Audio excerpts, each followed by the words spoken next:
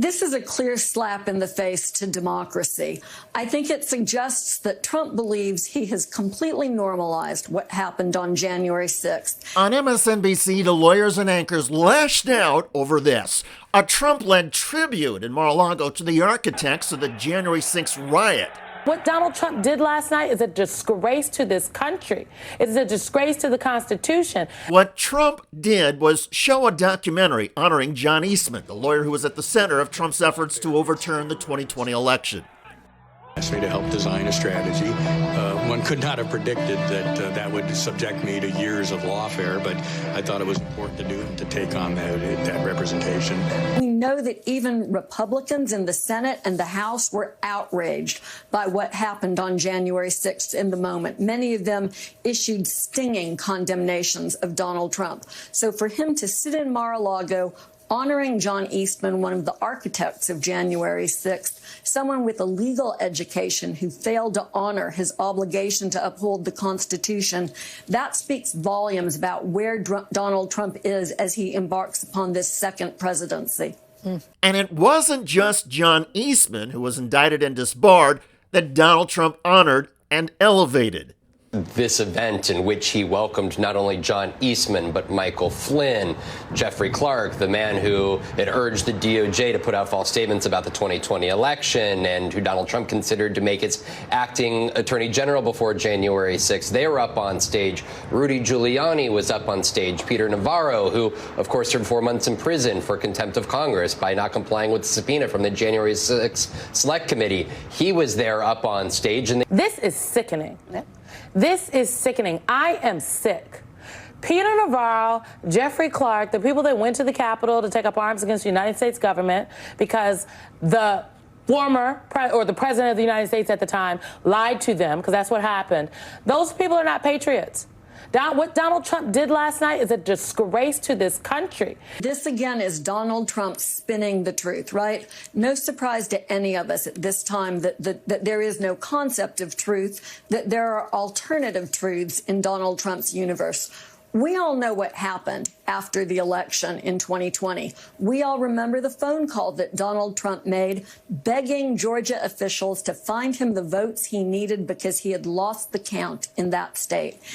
So, look, all I want to do is this. I just want to find 11,780 votes, which is one more than we have, because we won the state. Let's remember, John Eastman was disbarred. As you pointed out, Peter Navarro served time in jail. Rudy Giuliani disbarred and is now trying to fight payment for after defaming election workers in a way that upended their lives. These are not patriots. And yet here we have Donald Trump once again claiming through his proxy, John Eastman, that it was all lawfare, that it was political attacks. That's simply not the case. The American people spoke. Donald Trump and his insider circle did not want to listen to the voices of the American people. They took actions that were antithetical to our democratic system of government. Now they're trying to normalize it, to act as though it's okay. They need to do that, by the way, to cloak themselves in legal authority for this second term in office. This is a moment for Americans to resist that characterization and to push back. And on this day, the pushback to the normalization or sanitizing of January the 6th, 2021 came from Vice President Kamala Harris. Just hours before she went to the Capitol to preside over the certification of Donald Trump's Electoral College victory in the 2024 election, Harris issued this video statement.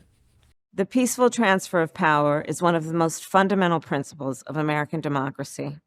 As much as any other principle, it is what distinguishes our system of government from monarchy or tyranny. Today at the United States Capitol, I will perform my constitutional duty as Vice President of the United States to certify the results of the 2024 election. This duty is a sacred obligation, one I will uphold, guided by love of country, loyalty to our Constitution, and my unwavering faith in the American people. As we have seen, our democracy can be fragile, and it is up to then each one of us to stand up for our most cherished principles and to make sure that in America, our government always remains of the people, by the people, and for the people. As the Mediaite headline put it, Kamala Harris takes shot at Trump in viral video ahead of January 6 certification. Indeed, the Harris broadside of President-elect Donald Trump was unmistakable, and the images of the January 6, 2021 riot remain searing and powerful.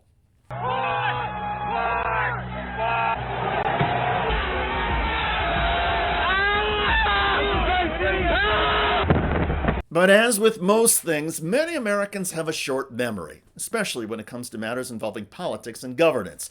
And by all accounts, opinions about Donald Trump's Stop the Steal rally and Capitol riot in 2021 have shifted over the past 4 years.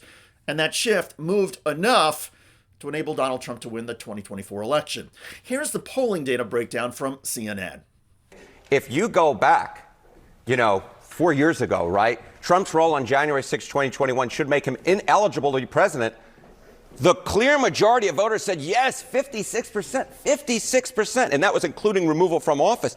But of course, Donald Trump won the presidency, and part of the reason why was because views on Trump completely shifted, including Trump's role on January 6, 2021 should make him ineligible for the presidency. By 2023, 2024, it was just 47%. So we saw this drop of about 9 points, and that, of course, is all the difference in the world, going from a majority to short of a majority. And, of course, Donald Trump won the vast majority of the other 53% who did not believe that his role on January 6th would make him ineligible for the presidency. Yeah, still a big number, but not enough. Correct. Right. This 9-point shift was tremendous. So why was that the case? Well, according to the polling data, in January of 2021, 48% of Americans polled felt that Donald Trump was greatly responsible for the violence and January 6th insurrection attempt.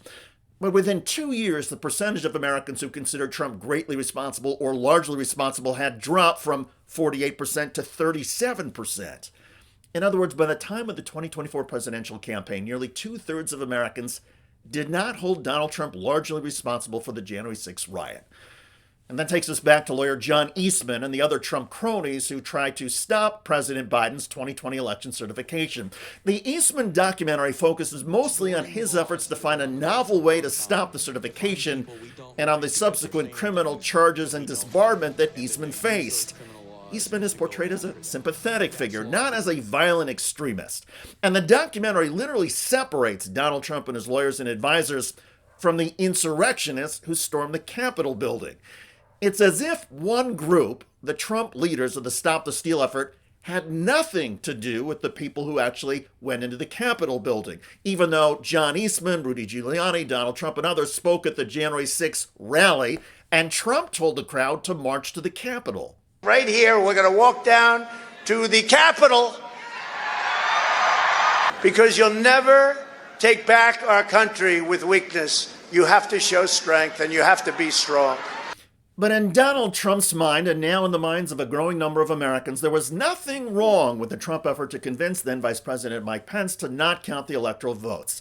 And when Pence did count the Biden votes and the Capitol rioters shouted, "Hang Mike Pence," well, that's just something to be ignored and to be forgotten.